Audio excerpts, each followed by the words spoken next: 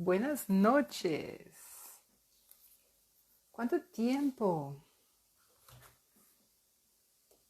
Estamos esperando unos segunditos a ver quiénes entran. Y yo mientras estoy conectando el... Hola Susi, gracias por tus mensajes. Hola Cris, Tocaya, China, hola. Buenas noches. Tenemos un invitado especial esta noche, que es Lorca. Pero antes de Lorca tenemos outra persona invitada especial esta noite.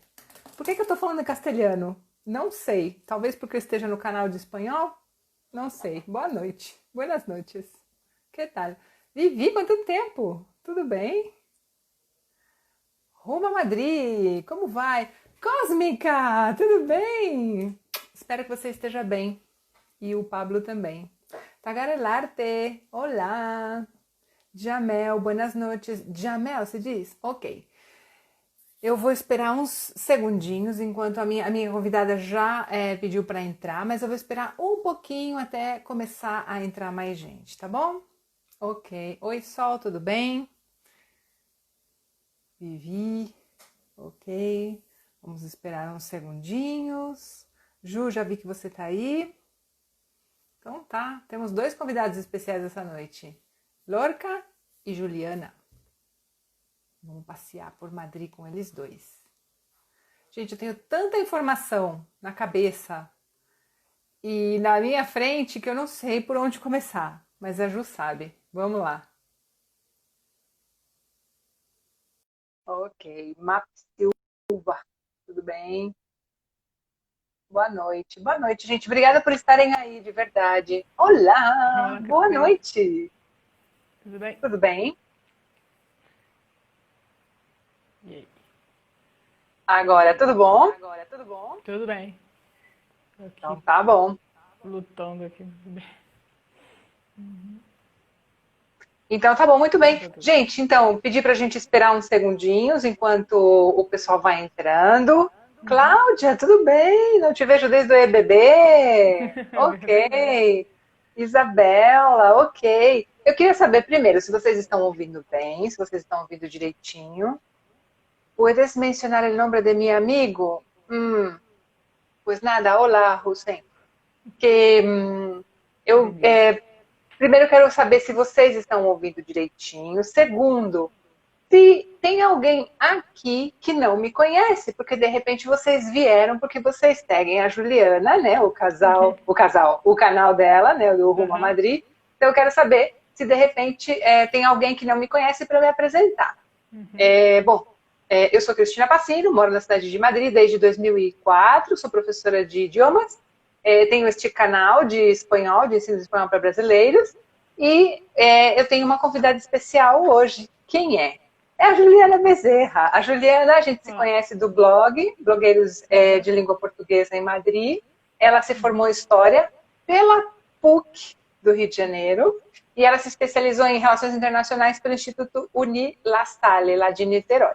Ela cursou mestrado aqui na Universidade de Alcalá em História das Relações Internacionais entre a União Europeia e a América Latina, enfocando em políticas externas do Brasil e da Argentina. Ela realizou estudos de piano no Conservatório de Música de Niterói e desde 2013 ela trabalha como guia de turismo aqui em Madrid. E desde 2017 ela é redatora do site educativo Toda a Matéria. Gente, é muito legal. Os textos que ela escreve são super legais, super recomendo. E obrigada. para fazer passeios com ela também, ok. Acho, não sei que vez que é essa que nós estamos fazendo live, terceira ou quarta, não Deve ser a sei. quarta, eu acho que é a quarta. Que nós fizemos Já, três. olha Acho que é a só. quarta. Vamos comemorar, Cris. Uma Exato, comemoração. exato.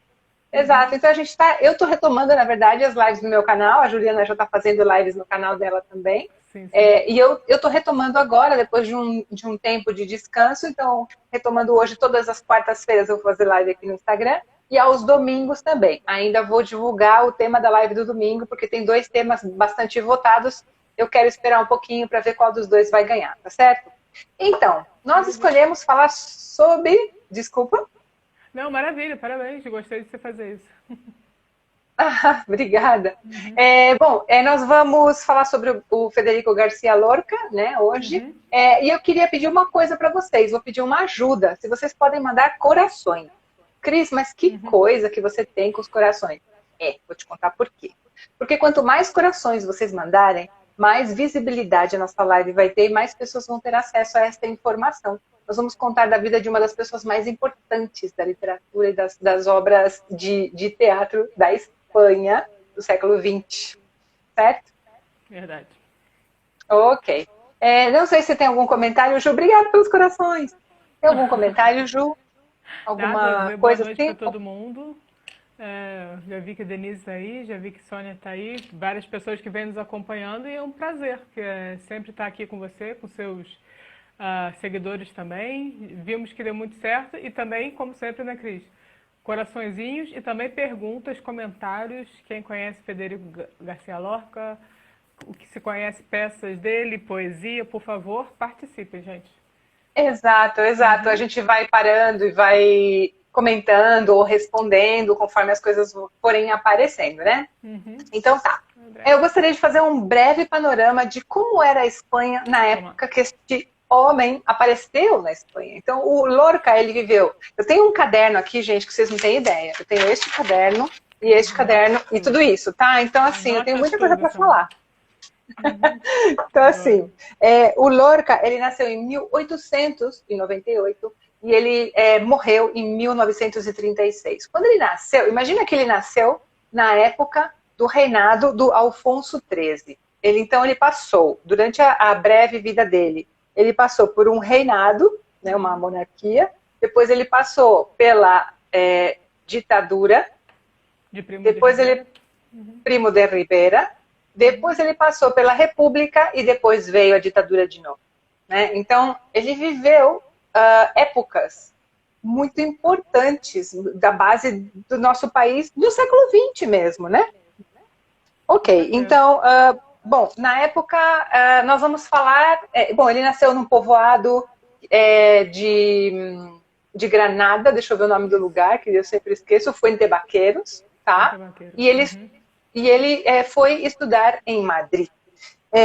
Para você ter ideia, a gente vai falar um pouquinho, não sei se falar um pouco, bom, da história dele, né? Então, assim, ele vem de uma família rica, o pai dele era bastante, como se diz?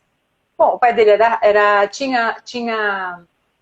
tinha dinheiro, a família dele tinha dinheiro, a mãe dele Aham, faleceu, e aham. quando ele era muito pequenininho, e essa esposa que o Foi. pai dele Uhum, tinha deixou uma grande herança para ele, e ele foi uhum. criado pela segunda esposa do pai, que na verdade era a maestra del pueblo, era a professora do povoado onde eles moravam. E Aham. daí aconteceu realmente uma revolução, uma grande educação na vida dele, né? Além dele ter podido se formar e tudo mais. Bom, ele começou a escrever já na universidade, antes da Universidade de Granada, quando ele era pequeno e tudo mais. Uhum. Aos 6 anos de idade, ele começou a escrever. Esse homem era assim, era uma fábrica de ideias. Ele escrevia, escrevia, escrevia. Ele era incansável, né? Uhum. Passamos já para Madrid? Sim, não, Quando ele falar foi para também Madrid. do amor que ele tinha pela música, né? Porque Ah, é ele verdade. estudou piano. O piano era o Verdade, ele estudou instrumento, piano. no século XIX, é o instrumento por excelência. E ele pensou primeiro em ser músico. A primeira opção dele, artística, vamos dizer assim, foi a música. Então, diziam que ele era um bom, não sei se grande pianista, mas todo mundo, os testemunhos coincidem, né, que ele tocava muito bem. Então, e como Sim. naquela época a sociabilidade sempre era um sarau, onde havia música e poesia, então como que isso daí também foi importante para a obra dele. Exato, exato. Tanto que o que acontecia nos saraus é o que a gente conhece como sarau, então as pessoas se reuniam e Uhum, cantavam, e ele recitava os versos que ele escrevia, ele recitava as ideias que ele tinha, e as pessoas aplaudiam ou ficavam, depois de um tempo, né, quando ele começou a escrever um pouco os uhum. sentimentos, as amarguras e as decepções que ele tinha, também as pessoas começaram a ninguém ficava Não. indiferente, né? É isso. É isso. Eu acho que isso define bem Lorca. Ninguém fica indiferente, ninguém ficava e nem fica Nem fica indiferente aí. Como pode uma pessoa que viveu há 100 anos atrás ser tão contemporâneo, né? É verdade. Isso daí, eu acho que é porque ele trata de temas universais, né? Como a família, Exato, como a figura da mãe, como a figura das relações entre homem e mulher. Então, todos esses temas exato. universais que estão presentes em qualquer cultura. Exato, ele fala muito do amor, ele fala também da homossexualidade, ele fala do corpo, exato, exato.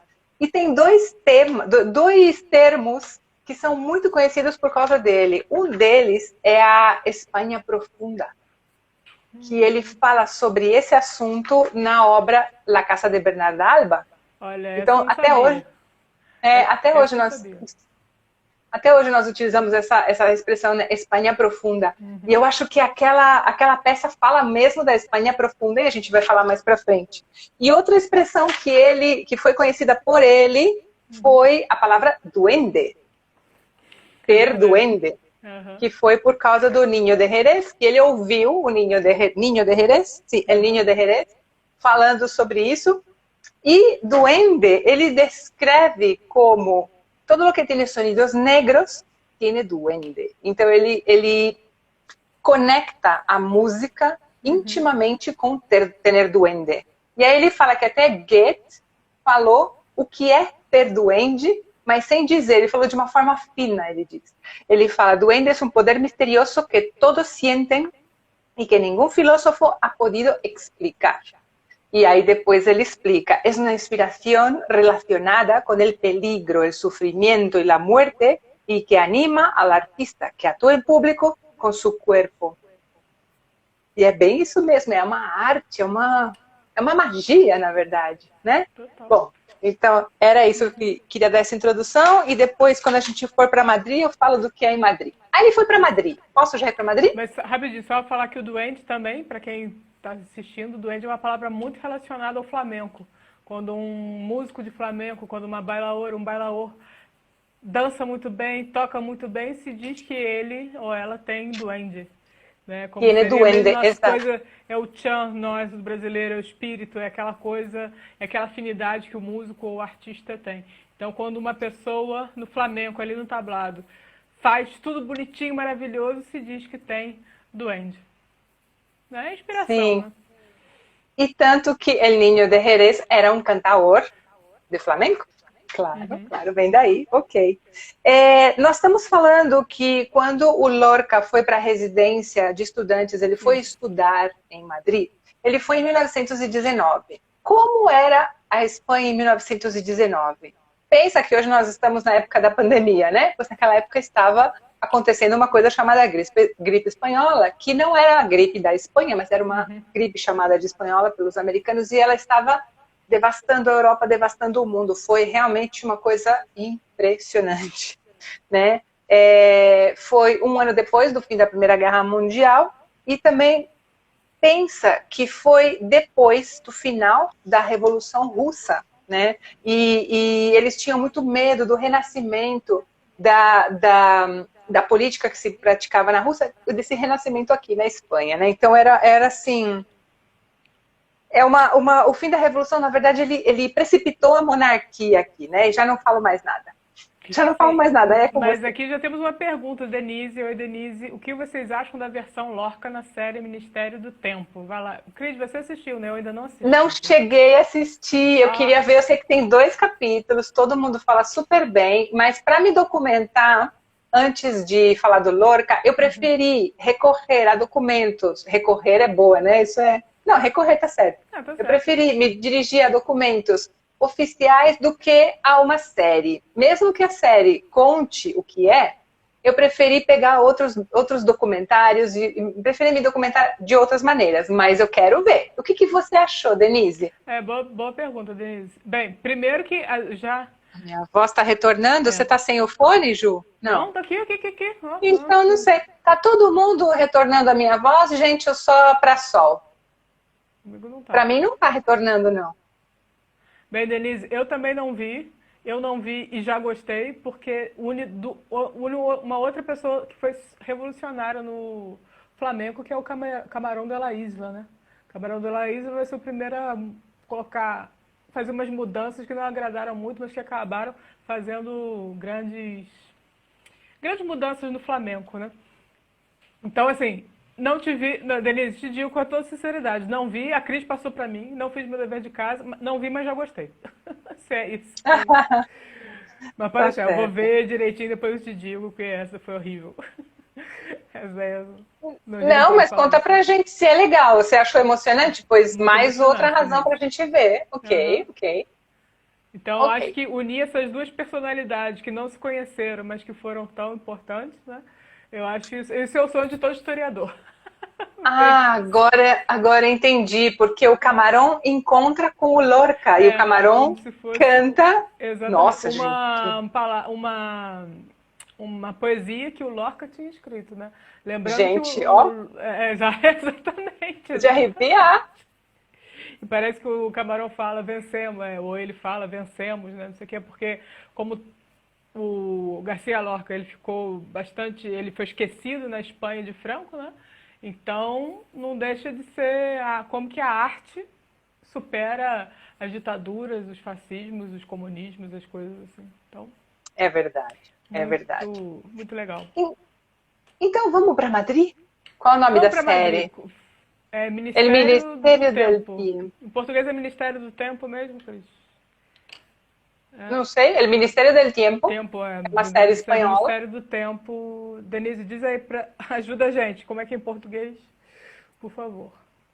Ó, chorei dias, isso, André, grande André. Bem, vamos para Madrid então, gente, vamos em 1919. Falou em Ministério do Tempo, ok. Então, nós, em 1919, Lorga vem para cá, a Cris já explicou, mas tem um encontro que é o seguinte, gente, até hoje, Granada foi o grande, o último reino muçulmano a ser conquistado, então Granada já é muito forte, uma cidade lindíssima, né? Alhambra, o castelo de Alhambra é o monumento mais visitado da Espanha, para vocês fazerem uma ideia. Mas Granada, a cidade de Granada, ela é muito pequenininha. E Lorca nasceu numa cidade que era um pueblo, como se diz aqui na Espanha, uma cidade pequenininha de Granada. Então você vê que era o pequeno do pequeno, era muito interior. Mas mesmo assim, em Granada já tinha uma vida intelectual, ele ia para os cafés, conversava, não sei o que, trocava ideias. E aí ele vem aqui, né, porque recomendo, você tem que ir para Madrid. E olha que Madrid também, se você compara Madrid com Paris nessa época, que é o grande centro intelectual, Madrid também não era muita coisa. Né? Mas mesmo assim ele vem e encontra muita gente boa também, que são estudantes e que querem, com todas essas ideias aí que a Cris falou, que são as ideias do socialismo, do comunismo, ou até bem, começando, vamos dizer também, o fascismo. Então estão essas ideias aí que estão em ebulição. Então essa sociedade, esses jovens estão pensando, e aí, que ideia que a gente pode aplicar para essa Espanha de 1919, que não entrou na guerra, e que até se beneficiou economicamente, porque vendeu muito, muito para a França. Então, era uma Espanha que estava, não maravilhosamente, mas a Denise está dando a Mas dica. Mas perto do fala. que não, perto do que estava a Europa, a Espanha estava Sim, bem, estava né? bem, Vamos dizer assim. se a gente faz essa comparação. Então ele vem e vai para um lugar que é emblemático na Espanha, que é em Madrid, perdão, que é a residência de estudantes, que eu vou mostrar aqui para vocês. Ah, meu Deus, viu? Que eu tive que mudar aqui. Bem, gente, vocês me desculpem, Ok. não deu certo. Que é essa Tá aqui, dando, tá dando. que é esse Uhum. edifício muito bonito. Sim, Travou? Já tá aqui? tá ótimo. Dá para Então, ver perfeitamente. Então, a residência dos estudantes é um lugar super escondido, não é turístico, mas marcou toda uma geração, que depois vamos falar também, que é a geração de 27. E ano passado, Uhum. gente, foi o ano Lorca em Madrid, porque ano passado foi muito bonito que Madrid resolveu comemorar os 100 anos, não que Lorca morreu ou que nasceu, os 100 anos que Lorca chegou a Madrid. Eu achei a coisa mais linda do mundo. Então, a comunidade de Madrid e a prefeitura declararam ano Lorca. Então, houve concerto, houve tertúlia, houve de tudo. E aqui na residência dos estudantes, olha só o que eles fizeram. Eles fizeram a recriação do quarto dele. E ficou praticamente o ano todo lá. Eram dois ambientes, esse aqui é como se fosse uma sala, tá bom? E Uhum. aqui queria chamar a atenção para esse quadro aqui, que esse quadro aqui ele está exposto no Museu Reina Sofia. Ele foi retirado do Reina Sofia para ser colocado lá. Porque quem fez esse quadro aqui foi um Por grande quê? amigo. Por quê? Por quê? Um Por grande quê? amigo de Lorca. Diz, inclusive, que eles foram namorados. Que foi justamente o Salvador Dalí. Então, pensa, Salvador Dalí ainda não era Salvador Dalí, tinha vindo aqui para estudar também, morou ali. Também tem outros menos conhecidos, como o Rafael Alberdi, que é um grande poeta, né? Então, o Salvador, tanto Salvador Dalí quanto Lorca, eles ficaram amigos mesmo, assim, de dando força um para o outro. Não, vai pintar, não, você vai escrever, não. Né? O Lorca vai para a casa dele, fica lá, passa Semana Ele Santa, se não passa a me engano. Semana Santa, Semana sim. Santa, e foi essencial. E ele faz uma ode a Salvador Dalí. E é muito legal que na mesma sala, eu não consegui foto, mas eu posso dizer para vocês, na mesma foto que está esse quadro aqui, na mesma foto, perdão, na mesma sala que está este quadro, tem uma vitrine com a ode ao Salvador Dalí e também tem o filme de um grande cineasta dessa época, que é o Luiz Buñuel, né? Sim, e o Luiz Buñuel também era Buñuel, perdão. estudante, ele também era residente da residência de estudantes, então eles se conheceram ali, né? E aí é muito bonito, porque o Luiz Buñuel, né? Obrigada. Buñuel. E Salvador Dalí fizeram o que é considerada a segunda obra cinematográfica surrealista da história, que é O Cão Andaluz. Se vocês não viram, vejam no YouTube O Cão Andaluz, tá? Que tá lá. E é a obra, olha o princípio da obra. Tudo que tem sentido, tudo que tem lógica, a gente não vai fazer. Eu não entendi nada. Pois é, nem, só eles conseguiram entender. Só os surrealistas eu também tenho. Mas enfim, é isso. Então vocês assistam o Cão Andaluz, depois a gente faz um debate aqui, o Cão Andaluz, se vocês quiserem. Ok. Bem, E se você quiser procurar em espanhol, se chama El Perro Andaluz. por favor, Cris. E o Lorca, ele viu que o Dalí e o Buñuel começaram uma amizade um pouco mais íntima e ele ficou com muito ciúme. E ele entrou na paranoia, não sei se isso está confirmado ou não, que ele entrou na paranoia de que El Perro Andaluz era por causa dele. Será que isso é verdade? Não sei. O Salvador Dalí sempre disse que tinha rolado alguma coisa entre eles. E as cartas são muito fortes, né?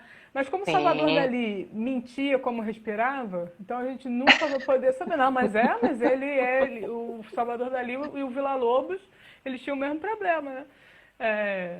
Eles contavam histórias, né? Então, assim, é o que acontece com os grandes artistas, né? Eles não conseguem viver nesse mundo, não adianta. Rolou. A Tânia está dizendo que rolou. Pois rolou. Eu, como historiadora, eu tenho que me ater aos documentos, não sei o quê, tem que ter lá aprovando. Mas eu também acho que rolou, porque eram duas almas que acho que se entenderam muito bem. Com certeza rolou muitos jovens, não estavam em casa, estavam em Madrid, que devia ser assim, e vão estar adorando estar aqui. Eu também acho que rolou, mas... Sim, Ego exacerbado. Exato. Mas eu acho que o do Dalí era exacerbado. O do Lorca, pelo que eu vi, ele era uma pessoa até bem humilde para tudo que ele era e tudo que ele... Sabe, ele era uma pessoa que veio da burguesia e ele se misturava com as pessoas do povoado. Por isso que ele é tão influente no flamenco, por isso que ele aprendeu tanto flamenco, por isso que ele fez... Sabe, o flamenco ir para frente, né? Exato. Isso daí eu comparo sempre quando estou com os turistas, eu comparo a mesma coisa que aconteceu com o samba, né? Que o samba ele embranquece, ele sai do terreiro e aí ele vai, mas tudo bem, embranquece com Noel Rosa, caramba, né? Ele vai saindo e vai conquistando o salão. O Lorca fez a mesma coisa com o flamenco. Tanto que, na época, ele era conhecido como um poeta costumbrista, um poeta ritano, né? Um poeta que só falava dessas coisas. E ele ficava chateado com isso, porque ele não queria ser marcado com essa taxa de regionalismo. Mas ele fez uma coisa muito boa, porque ele pegou aquela poesia toda, popular, e transformou aquilo numa coisa erudita, né? Exato. Então... Tanto que ele fez uma coisa chamada Cancioneiro Ritano. Exatamente. Né? Que a gente estava falando antes. Exatamente. Claro, ele fez 18 poemas falando sobre a vida dos ciganos, falando sobre La Monja, La Mujer Separada, não sei, tem vários aqui. O Romance Sonâmbulo, La Casada Infiel, Romance de la Pena Negra, Muerto de Amor, sabe? Então, assim, ele dá um panorama bem amplo da vida do gitano, né? De los gitanos. E se a gente, né, Cris, a gente que tem a noção que existe, gente, até hoje a expressão, tudo que, por exemplo, aqui sai mal na Espanha, tudo que você vê uma coisa mal feita, tem muita gente que fala o quê? Esto é coisa de gitanos, né? Ou seja, sempre o cigano gitano é sempre visto ele que faz coisa ruim, não sei o quê. Eu já tive uma aluna que, né, quando eu falava do lava-piés, né, que eu ia pro tapa-piés, aí, que ali tem muitos moros e gitanos, não te vayas por ali, assim que ela me dizia. E eu falava, mas é ele mesmo que eu quero, é onde é ali que tá o bom. Ou seja, onde que está a vida, né? Então, se hoje, no século XXI, do ano de Nosso Senhor Jesus Cristo de 2020, ainda tem essa mentalidade, imagina... Porque hoje a gente se espanta. Imagina lá no final do século XIX, onde falar essas coisas não tinha o menor problema, né? Então, exato. Ou seja, ele foi bastante ousado, na verdade, né, de ter trazido essas coisas. Essa é uma das características, eu acho, mais marcantes para mim do Lorca. Ele não tinha medo. Ele não tinha, como se diz, pelos na língua? Como se diz isso em português? Papas na língua, acho que é. Travas na língua? Papas na Travas língua. Papas na língua. Ele não tinha papas na língua, ele falava tudo o que ele pensava, tanto que teve as suas consequências e a gente vai ver depois, né? Exatamente. Ok, então residência de estudante, Luiz Buñuel, Salvador Dalí, ele começou a escrever. Uma coisa muito importante, posso falar da ilha agora, não? Pode. E você também não quer recitar o poema, gente? A Cris, ela não vai ouvir. Aqui só entre nós, ela vai recitar um poema do Lorca, hein? Atenção, senhores. A Juliana, ela gosta muito desse poema. Depois você conta para nós por quê? Conta. Tá, eu vou dizer uma coisa para vocês, gente. Tem que olhar no dicionário o que significa isso, tá? Se vocês quiserem, depois eu copio aqui para vocês, porque realmente é um vocabulário difícil. Sí. Voces de muerte sonaron cerca del Guadalquivir, voces antiguas que cercan voz de clavel varonil. Les clavó sobre las botas mordiscos de jabalí. En la lucha daba saltos jabonados de delfín. Bañó con sangre enemiga su corbata carmesí. Pero eran 4 puñales y tuvo que sucumbir. Cuando las estrellas clavan rejones al agua gris, cuando los cerales sueñan verónicas de alelí, voces de muerte sonaron cerca del Guadalquivir. Vou chorar. Antonio Torres Heredia, Camborio de Duracrín, moreno de verde luna, voz de clavel varonil. ¿Quién te ha quitado la vida cerca del Guadalquivir? Mis 4 primos Heredias, hijos de Benamejí. Lo que en otros no envidiaban, ya lo envidiaban en mí. Zapatos color corinto, medallones de marfil y este cutis amasado con aceituna y jazmín. Ay, Antoñito el Camborio, digno de una emperatriz, acuérdate de la Virgen porque te vas a morir, no vai chorar, hein? Ay, Federico García, llama a la Guardia Civil, eu vou parar. Vai, continua. Llama de la Guardia. Ay, mi talle se ha quebrado como caña de maíz. Tras golpes de sangre tuvo y se murió de perfil. Viva moneda que nunca se volverá a repetir. Eu vou parar de ler, senão eu vou chorar aqui. Isso não tem sentido. Gente, o pessoal tá adorando. Continua, Cris, pelo amor de Deus. A gente quer saber o que aconteceu. Eu não quero chorar. Pode chorar. Não quero. Você já tá chorando. Vamos lá. 3 golpes de sangre tuvo y se murió de perfil.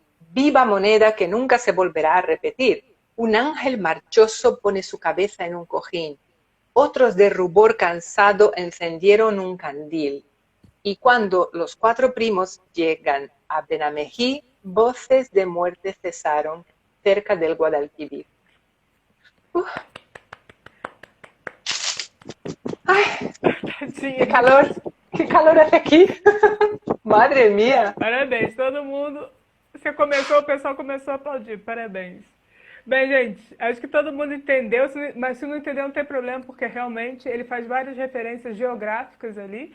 Bem, mas só para falar que Guadalquivir é o rio que corta Sevilha, que corta praticamente toda Andaluzia. Então é um poema que se passa ali e trata do quê? Da inveja entre um clã e outro, entre os primos, então, e aí resolvem matar. E é aquele negócio de lavar a honra, né? De você família, que resolve matar um familiar para lavar a sua honra. A gente não sabe por quê. Ele diz só que é inveja, né? Que os outros não enviavam em outros, enviavam a mim. O cara devia ser muito bonito, Uau. devia pegar todas as menininhas, não sei. E aí fazia isso, a gente não sabe. Vai Mas saber, enfim, né? e é muito interessante porque o Antônio Cambório, né? Sim, Antônio Antonito el Camborio. Cambório. É um Cambório, e o que ele faz? Ele pede para o Frederico chamar a Guarda Civil. E é interessante porque a Guarda Civil, que até hoje, que como se fosse uma espécie de polícia do interior, também um pouco a nossa Polícia Federal também, eles eram os que mais perseguiam os gitanos, né? Mas ele pede, então ele pede, fazendo uma interpretação mais sociológica, sim, também Honda, ele pede, nessa hora que ele está sendo justiçado, ele pede ajuda para o Estado, né? Então chama a Guarda Civil, porque os meus primos, ou seja, o privado e o público se encontrando ali. Mas por que eu gosto desse poema? Porque é o seguinte, existiu, nem sei mais o ano, gente, perdão, mas acho que era 2008, 2009, uma revista chamada Habla, que era a versão da Speak Up, mas Eu lembro. Você lembra? Eu lembro dessa revista. Então, e eu, como já estava mal intencionada, querendo vir para a Espanha, comecei Bem, estudava espanhol também, me especializei em Argentina, então eu tinha que saber espanhol, sim ou sim. Então, aí eu comecei. Oi, mãe. Atrasada, hein? Minha mãe chegando atrasada. Então, aí o que aconteceu? Aí, numa das edições da Habla, tinha esse poema super lindamente recitado. Você recitou muito melhor, claro. E aí eu nunca me esqueci desse verso. Ai, acuérdate de la Virgen, ¿por qué te vas a morir? Uau! É muito macho latino-americano, né? Assim, apesar de todo aquele... O catolicismo só serve para você ir para o céu. Ou seja, eu te mato, mas eu ainda sou tão bom que eu ainda dou um tempinho para você rezar, e aí depois eu te mato. E aí me lembra aquele Nordeste, né? Não precisa ser o Nordeste, região específica, mas a nossa mentalidade, que a gente fala, morreu de morte morrida ou de morte matada. Eu Exato. não matei, eu só apertei o gatilho, foi Deus que matou. Exatamente. E aí eu lembro do Ariano Suassuna, né? Do Alto da Compadecida, né? Exatamente. E aí você lembra daquilo. Exatamente, então, isso me lembra um pouco a época do cangaço, na verdade, claro, como chama aqui, esses, ai gente, o cangaço espanhol, como chamava mesmo? Ai gente, que tem a cueva de não sei quem, ai gente. Vai vir, Quando você vai na Praça Maior, tem La Cueva de Candela. Eles eram... Então, o Candela, ele era... Não é... Ai, meu Deus, é o equivalente, né? Entendi. É o Justiceiro, é o Robin Hood da Espanha, né? Exato. Mais ou menos. É nessa época. Dessa época era como um cangaceiro da Espanha mesmo, né? Exatamente. Ok. Vamos lá. Então a gente estava na residência, a gente já conheceu o Buñuel, já conheceu o Dalí. Você estava falando, isso daqui na verdade pertence ao cancioneiro, né? Ao romanceiro gitano. Bandoleiro, obrigada, Cris. Gracias, Cris, gracias. Love you. Eu adoro ser seguidor. Eu gosto disso, gente. Bandoleiro, viu? Obrigada. Gracias, Cris. Bom, então, estávamos aqui e a gente... O que aconteceu na residência de estudantes também foi, na época, foi a criação da ILE. A ILE foi a Instituição Libre de Enseñanza. A ILE foi um dos movimentos mais fortes e mais importantes na Espanha antes do franquismo, com relação à reformulação da educação. Nós estamos falando do final do século, vamos ver aqui quando foi, a ILE foi de 1876 até 1936, quando chegou o franquismo. Então, o que acontece? eles estavam, quando eles chegaram na residência de estudantes, a ilha estava em plena ebulição. A ilha foi uma reforma para trazer todas as ideias que vinham da Europa no sentido de aprimorar o ensino e trazer ideias que não eram aquelas coisas de você, o professor está aqui, ensina, você aprende, engole e vomita aquilo que você aprendeu. Aquilo que você ouviu, você repete. É totalmente o contrário. Nós estamos falando que é uma instituição que se baseou em Pestalozzi, que é do século XVIII, e nós estamos falando de Maria Montessori também. Então, são bases educativas que tratam a criança como um ser humano. Como que trata a criança como um ser humano? Já não é um objeto que fala assim, vai lá, pega isso aí para mim. Não.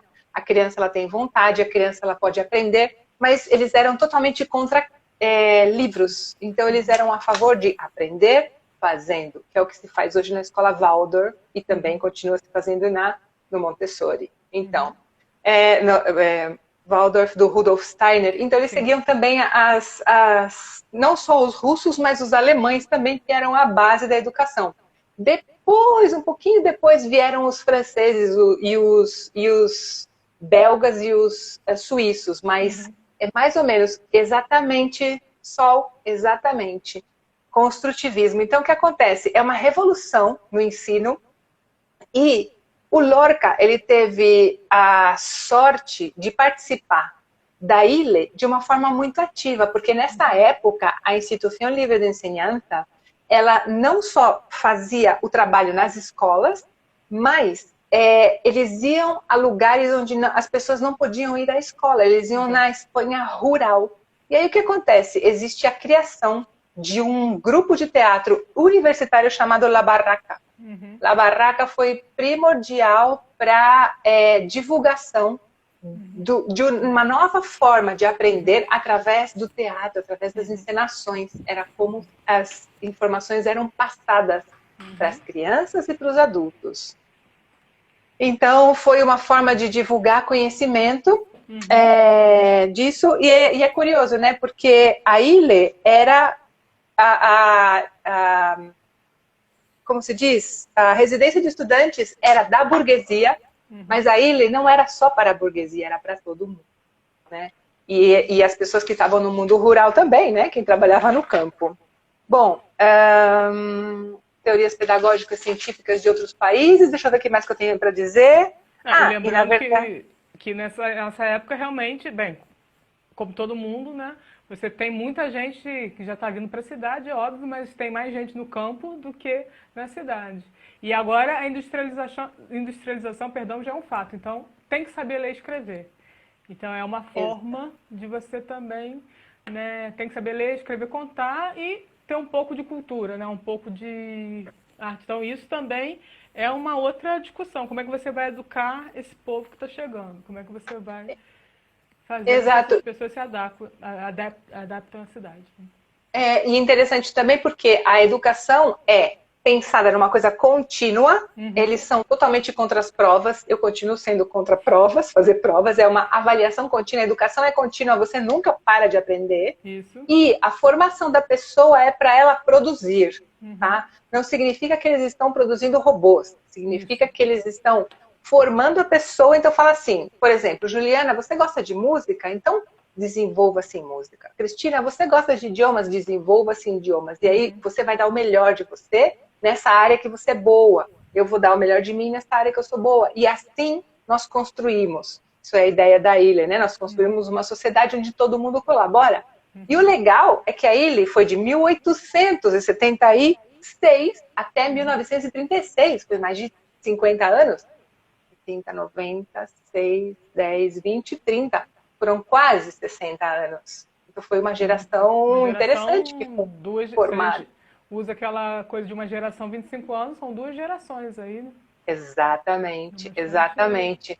E deve ter sido muito chocante para essas pessoas. Imagina, da primeira geração, de repente, ver que chega e, olha, nós temos uma guerra civil e uma ditadura.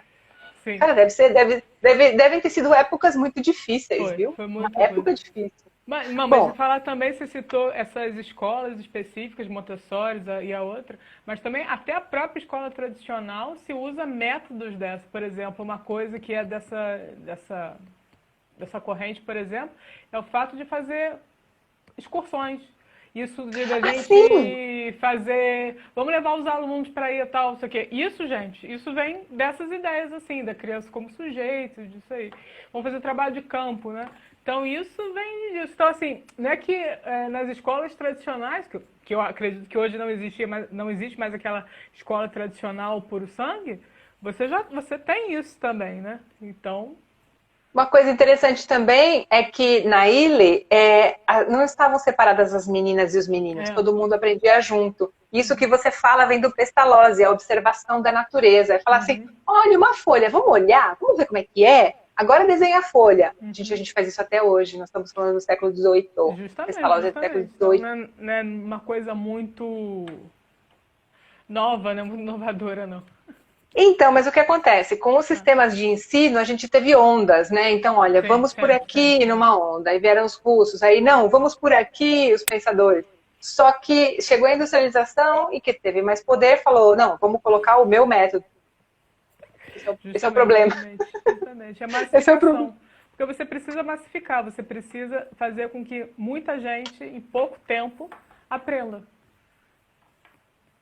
Esse eu acho que foi o problema, né? É. O problema de. Então, mas aí nós criamos robôs, né? Aí já vou entrar na educação, nós criamos robôs, pessoas que repetem, não estão nem prestando atenção, você está lá falando ou fazendo exercício, não sabe nem o que está fazendo. Sou contra, lutei nos meus 5 anos que eu fui professora de verdade, eu sempre lutei contra isso. Fazer o quê? Pois é.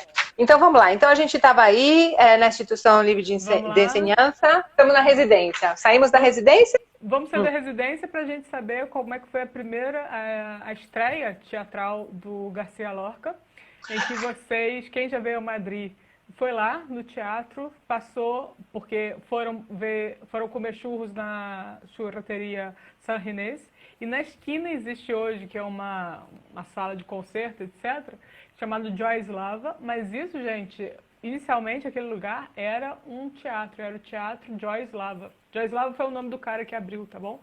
E tá ali na esquina, literalmente, do lado da igreja, tá certo? E ele Sim, do lado da igreja. Estreou ali El Malefício de la Mariposa, 1920, então um ano depois que ele chegou a Madrid. E, pasmem, foi um fracasso total. Recebeu críticas terríveis, né? Mas eu acho muito legal isso, porque críticas que foi bom que foi de primeira, porque ele não desiste, pelo contrário, e vai, escreve. Enfim, e aí, continuo, Cris? Aqui? Claro, continua. Então, aqui nós temos aí depois, sim, na década de 30, no Teatro Espanhol, que está bem na Plaza Santana, tá, gente? E o que eu mais gosto desse teatro é que nesse lugar sempre foi teatro, desde 1536, desde o final do século XVI. Claro que não com essa configuração, houve um incêndio, ele foi reconstruído, esse prédio do século XIX, mas ele sempre foi teatro. A gente falou desse teatro quando a gente fez a nossa live, né, do Lope de Vega, que era um corral, né, que era o chamado de corral, a gente explicou. E Suzy não conta não, hein? Suzy falou que é a melhor discoteca de Madrid. Depois você conta isso pra gente. Então, gente, aqui no Teatro Espanhol houve três estreias do Garcia Lorca, que foram a Zapateira Prodigiosa, Bodas de Sangre e Yerma, né? Então, aqui completa a trilogia Bodas de Sangue e Yerma, ela não foi estreada em Madrid. Ela foi estreada em Buenos Aires em 1945, porque, como eu falei para vocês, Lorca, deram uma esquecida no Lorca. Outro poeta que aconteceu isso também foi Fernando Pessoa, né? Eu morava lá em Lisboa, eu fiz o passeio, a visita guiada na casa do Fernando Pessoa, e o guia me falou, olha, graças aos brasileiros que a gente conhece Fernando Pessoa. Porque Fernando Pessoa, como ele no final da vida, ele criticou lá Salazar, etc., coisa toda, então o regime deu uma silenciada. E o primeiro lugar que ele faz sucesso foi o Brasil. Aí só na década de 60, 70, que os portugueses começaram a ler. E com Garcia Lorca começou a mesma coisa. Bernardo Alba não foi... Bem, ele acabou de escrever praticamente Bernardo na véspera que ele morre, né? Então, não foi estreada até os anos 60, é o que eu anotei, os anos 60, não sei. Só foi estreada em 1945 aí em Buenos Aires. Em Buenos Aires. Você vê. Em Buenos Aires. Sim. E a Casa de Bernarda Alba é uma... Posso falar um pouquinho da Casa de Bernarda Alba? Que é um retrato da Espanha profunda mesmo, como ele disse, né? E o que aconteceu com uma mulher que ficou viúva 2 vezes, né? E a segunda vez aos 60 anos, com 5 ou 4 filhas, não lembro, acho que 5 filhas. Com 5 filhas, exatamente. E aquela amargura, aquele luto, aquela coisa dura, aquela Espanha profunda, gente, é isso mesmo, Espanha profunda. Aquela frustração, tudo que a mulher só serve para uma coisa e a religião, uma religião, claro, muito mal entendida, tudo é a honra, a mulher não pode nada, o marido que pode tudo, o homem que pode tudo, perdão. Então aquela tensão, né, sexual entre as mulheres que, bom, que só tem adultos, queriam dar de qualquer jeito, porque também... e também a juventude, né? Que elas não querem ser enterradas vivas ali. E a tensão também entre as criadas e a dona, né? Muito interessante. Exato, exato. É bem forte. Muito Eu forte. tentei ver o filme uma vez e não consegui. Não? É muito forte. Não, achei muito Não, escura a palavra. Não consegui naquela época. Hoje talvez eu visse com um olhar assim de vamos ver o que o Lorca escreveu. A primeira vez que eu li Yerma, eu não entendi nada, porque eu não entendi nada. Depois que eu passei pela mesma coisa, que você demora a ter filho, não sei o quê, aí eu li Yerma, aí eu entendi direitinho. Gente, eu não matei o meu marido no final, tá? Tá lindo. certo. Eu vi em Recife uma peça da Casa de Bernarda Alba. Tá bom, vou fazer assim. Com certeza que eu vou colocar. Obrigada. Legal. Obrigada, Suzy. Então a gente estava... você passou para os teatros. Sim. Então você estava nos teatros. Estava no Teatro Espanhol e também quero mostrar aqui, não sei quem veio aqui. Faltam 15 minutos, viu? Meu Deus, já tem uma estatuazinha aqui. E aqui eu vou falar justamente da casa do edifício, né, que é um edifício super bonito na Calle de Alcalá 96, muito perto da Praça Salvador Dalí. Como vocês sabem, Madrid é a única cidade do mundo que possui uma praça projetada por Salvador Dalí. Esse edifício aqui, ele ocupa um quarteirão inteiro e tem uma livraria, achei muito bonito esse detalhe, tem uma placa enorme, né? Federico García Lorca viveu aqui. Né? El Teatro da Espanha, 1984, tá certo? Que foi a mesma data da feitura da estátua. E a estátua, gente, né, que fica ali na Praça Santana, em frente ao Teatro Espanhol, melhor lugar para essa estátua não teria. Lembrando que García Lorca, ele mora aqui 3 anos, né, de 33, 36, e ele sai daqui para ir para comemorar o seu santo, né, São Frederico, em 18 de julho, vai lá para Granada. Não vai contar agora. Tá bom. Vai para Granada e fica lá em Granada um tempo, pronto. Tá, não. Você não ia falar de 36 o que aconteceu com ele? Mas olha, são 15 minutos, eu já fiquei com medo. Tá, não. Pensei que você fosse falar do fim da vida dele. Não, imagina. Então tá bom, então tá. Não, porque eu queria falar um pouquinho da geração de 27. Fala, geração de 27. Vai lá, Cris. Então assim, entre a escola, né, como se diz, a residência de estudiantes e essa estreia, ele estava mal, ele ficou muito mal, ele achava que o Buñuel estava saindo com o Dalí, que estava mesmo, então ele falou, eu preciso viajar, ele foi para Nova York, foi lá com o Fernando de los Rios, tal, que foi o que patrocinou a entrada dele na universidade. E quando ele voltou, ele falou assim, gente, que legal. Ele participou de um movimento que foi conhecido como Geração de 27. É assim, teve um marco nessa geração que foi assim, os 300 anos, a comemoração de 300 anos de nascimento do Góngora. Então teve um evento em Sevilha e ele foi um dos 7 da geração dos 27, né?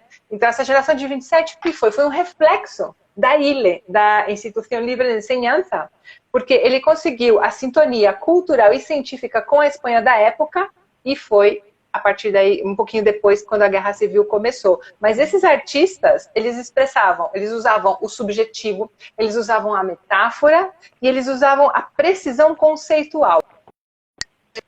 Porque eu estou explicando isso, sabe? Sei lá, quando a gente fala, isso é uma metáfora, porque isso, sabe? Então é assim, então eles mostravam a formação intelectual do grupo dando argumentos, né? Falando sobre a precisão conceitual. E eles, os gêneros que eles mais escreviam eram lírico, né, e os ensaios. E cada um dos membros, eles tinham o orgulho de dizer que eles eram diferentes, que eles tinham estilos diferentes, mesmo sendo de uma geração, de um grupo, né, eles também gostavam de ser chamados de grupo de 27, porque não é uma geração que nasceu, não é uma geração que cresceu só, mas nessa época eles se reuniram e várias ideias surgiram e eles estavam flertando com a novidade. É isso, é essa revolução. Não é como no Brasil tinha o modernismo, é um movimento modernista, vamos por aqui. Não é um movimento, né? Isso é muito interessante porque faz com que eles fiquem conhecidos e tipo, olha, eu faço parte do grupo dos 27. Grupo dos 27, diz isso. É isso. Isso, uma coisa que também acho que é importante falar, Cris, que eu sei que você deve admirar, que o Garcia Lorca foi aluno do Antônio Machado, que é um dos grandes poetas, assim, e, gente, assim como a gente no Brasil tem, e agora o José, a gente tem algumas, né, sei lá, o Sabiá da Minha Terra, a gente tem citações de poetas que todo o país tem, e graças a Deus a gente tem excelente. Aqui na Espanha tem um refrão, tem uma frase disso, né, que assim, que caminante não há caminho, se hace camino ao caminar, né? Caminar. Que todo mundo só conhece esse verso do Machado, né, mas para vocês terem uma ideia, tem estátua do Antônio Machado, eram vários irmãos, mas ele que se destacou mais. O Antônio Machado tem estátua dele em Segovia, tem estátua dele em Salamanca, tem um busto dele na Biblioteca Nacional, e sempre colocam esse versinho ali porque realmente... Mas é muito bonito, né? Que o caminhante não há caminho. Se faz o caminho ao se caminhar, né? Você fala isso para uma pessoa que faz o caminho de Santiago? Eu só estou de acordo com você. É a verdade verdadeira, mas de todo Exatamente. Exatamente. Voltamos para Granada, porque faltam 8 minutos e a gente precisa concluir a história deste homem. Vamos fazer o seguinte, já que faltam 8 minutos, vamos só contar rapidamente que ele foi para Granada e em 1936, gente, é o ano que se declara a Guerra Civil, né? O ano que o seguinte, havia república desde 1931, né? Depois de umas eleições que a esquerda vence, então Afonso XIII não sou mais bem recebido aqui. A Segunda República. A Segunda República. Então, Afonso XIII, antes que o expulsem, ele sai, vai para Roma, fica lá exilado na Itália. E aí a República sempre teve problemas, direita, esquerda, aquela coisa toda. E aí em 36, um grupo de generais, né, e uma parte da população, óbvio, também se subleva, né, se rebela contra esse governo constituído. E aí justamente, olha só, Federico Garcia Lorca está no primeiro, né? Assim, homossexual, e ele não que ele fosse, tá, gente? De carteirinha, mas tudo, para quem está de fora, para quem é aquele tradicional, etc., claro que ele é vermelho, que ele é comunista. Então, ele é acusado por esses golpistas, né? Disso. Mas peraí. Ele, na verdade, ele se uniu aos movimentos dos sindicatos quando ele voltou de Nova York. Quando ele foi para Nova York, ele estava depressivo, ele falou, gente, por quê? O que aconteceu? Ele viu a queda da Bolsa, ele viu uma rebelião nas ruas, ele falou, gente, que mundo é esse? E quando ele voltou cheio de energia, cheio de ideias e tal. E aí acontecem a formação dos sindicatos aqui, a República e tudo isso, ele fala, eu vou participar, e tem registros dele indo para a rua mesmo participar. Então, uma pessoa que era da burguesia faz tudo isso para o mundo normal, né? Para as pessoas. Pois é. Então, ele é considerado comunista. Mas ele não era comunista.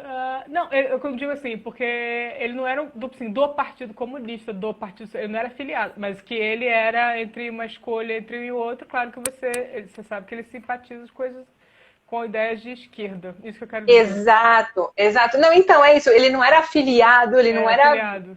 Mas é engraçado, né? Ok. 54, Ju, vamos lá. Então vamos lá. Então, 50 segundos? 54 minutos. Ah, tá. Então, bem, vamos fazer o seguinte, gente. Vocês gostaram? Queria agradecer. Não, como assim? A gente vai matar o Garcia Lorca? Então vamos. Então, Ju, 5 minutos. Resume o que você tem para dizer em 5 minutos? Então, em 36, quando explode, a sublevação, ele tá lá em Granada. Aí Granada, o primeiro lugar, gente, que os sublevados pegam, ou seja, e aí o Queipo Delano, né, que é o grande amigo do Franco, e o grande concorrente dele vai ser Sevilha. E de Sevilha, Granada é um pulo, né? Então, vamos dizer assim, a segunda cidade também importante vai ser Granada. Então, ali, claro, então eles entram ali e aí começa a listinha. Quem é que a gente vai fuzilar, quem é que a gente vai prender. E aí, resumindo, o Garcia Lorca, ele vai justamente se refugiar na casa de um amigo dele, que pertencia da geração de 27, amigo dele da residência de estudantes, que se chamava Eduardo Rosales, que eram, assim, de direita e de direita. Por isso que eles falaram, Federico, vem pra cá, pra nossa casa, que nunca ninguém vai suspeitar que você tá aqui. Só que o Federico Garcia Lorca, ele fumava. E aí ele saiu para comprar tabaco, mas na verdade ele saiu porque ele disse que nem a gente, né? Não aguenta mais ficar em casa.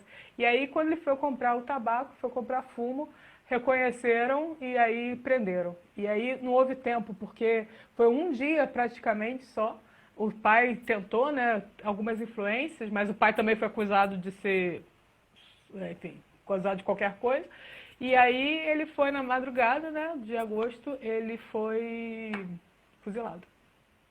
E Sim. enterrado em fossa comum, ninguém sabe, tem duas versões, que uma, sim, a família conseguiu recuperar o corpo e colocaram num lugar secreto, e a outra versão, que ele está numa dessas fossas comuns, que existem tantas pela Espanha, e aí ninguém sabe onde é que está o corpo dele. Sim, e ele foi acusado de quê exatamente para ser fuzilado? De ser de duas coisas. Vermelho e de ser homossexual. De ser vermelho é de ser comunista e de ser homossexual. Você já pensou? Ai. Que loucura! E o cara nem era comunista, ele tinha as ideias mais socialistas do que comunista, na verdade. Sei lá, mas é engraçado porque ele era uma pessoa que era da burguesia. É muito estranho, é tudo muito estranho. Essa história, isso é literalmente uma história mal contada, não é? Isso aí vamos para uma outra live, Cris, vamos para outra live. Exatamente, exatamente. Obrigada, olha, é muito triste. É engraçado como até hoje ainda existem pessoas que utilizam a palavra rojo para se referirem a pessoas que não são de direita, né? Que não são de direita. Que horror mesmo, Suzy. E depois dos anos 80, depois que o Franco morreu, quem é Federico Garcia Lorca? Sim. Olha isto, olha aquilo, toda a contribuição para o mundo cigano, como a Ju falou, né? Na época do Camarón de la Isla, que o Camarón musicou versos dele, né? Fala o que você ia falar, Ju, que eu te interrompi. Não, obrigada, André. Não, e também, mas vamos pensar que a gente estava num mundo muito polarizado dos anos 30, né? Com a ascensão, em 36, Hitler já estava no poder, Mussolini já estava há muito tempo, então você tinha uma polarização muito grande. Hoje escrevi um texto sobre integralismo, né? Então, fui pesquisar no Diário Carioca, fiquei apavorada com as coisas que eu li. Então, você tinha uma polarização muito grande e era muito difícil você ter uma terceira via. A mãe, muito bem, ó, minha mãe, marca outra para continuar. Era muito difícil quem estava na terceira via, né? Muito, muito complicado. É muito complicado mesmo. Você tinha que se posicionar, ou senão o seu vizinho te denunciava. Exato. É isso mesmo. Perdi o começo, deixa gravado, por favor. Vamos deixar assim. Gente, olha, Ju, não tenho como te agradecer. Obrigada. Não, eu que agradeço. Foi muito gostoso sempre fazer live com você. Sempre muito gostoso. Gente, vocês fazem alegria. Eu e o Cris somos professores. Vocês fazem a alegria da gente porque vocês participam muito. Por exemplo. Exatamente, Eli. Exatamente, Eli. A Eliane é uma amiga. A gente compara os tempos que a gente está vivendo com os anos 30. É que nós estamos falando de 100 anos atrás, gente. 100 anos atrás, sabe? E parece que o tempo... Bom, enfim. Enfim, não vou ficar aqui. Falta 1 minuto para terminar. Eu queria primeiro te agradecer. Obrigada por estar aqui. Gente, obrigada por estarem aí também. Obrigada por fazerem as perguntas, mandarem corações. e dentro de 2 semanas a gente vai fazer uma nova live. E mas quem eu vou quiser falar... estudar, pode fazer um momento de propaganda. Quem quiser fazer o curso Pode. de Espanha na Segunda Guerra Mundial, gente, que eu e a Cris, lá do Sol de Barcelona, estamos organizando, o link já está na minha live. Espanha na Segunda Guerra Mundial, dia 20 de junho. Então, a gente, para saber mais, a gente entra no seu perfil, certo? Já está o link lá. Então, a gente entra no seu perfil, a gente vai saber mais informações. Legal, Ju, boa sorte no curso. E obrigada por estar aqui. Eu vou pedir, faltam 17 segundos, uma foto. Vai lá. Não foi? Não? Foi. Ok. Foi, só saiu meu nariz, mas tá ótimo. Ah,